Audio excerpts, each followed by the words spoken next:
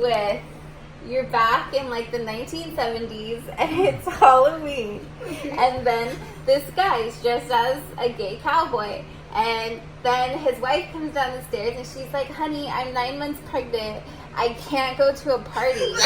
Go without me. And then he's like, okay, fine. I'll go with my best friend. Okay. So the doorbell rings. He answers the doorbell and there's an executioner from the medieval times. And then he's like, he comes in, the guy's like, best friend, you know, why are you dressed like that? You're a weirdo. Come inside. And then he comes inside, and then the door, he's like talking to this guy, but the guy's not answering. And then the door, there's someone at the door, and he goes to the door, it's his best friend. And then he's like, oh my God, who's in my house? And then there's a big knife that just goes through his back and literally slashes him down.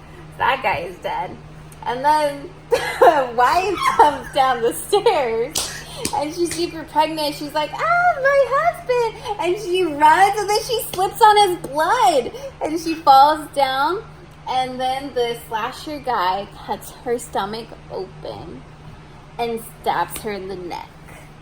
And then they find him, the police find him in a rocking chair holding the crying baby. So the baby had a C-section?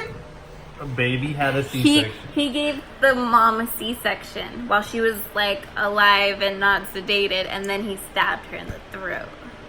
Then 25 Wait!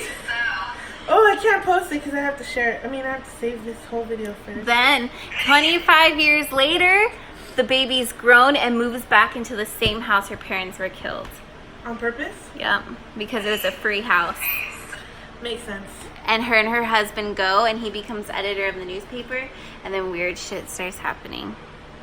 So she goes and sees the guy who murdered her parents, and is like trying to say like, oh, you, what the fuck, like you don't own me.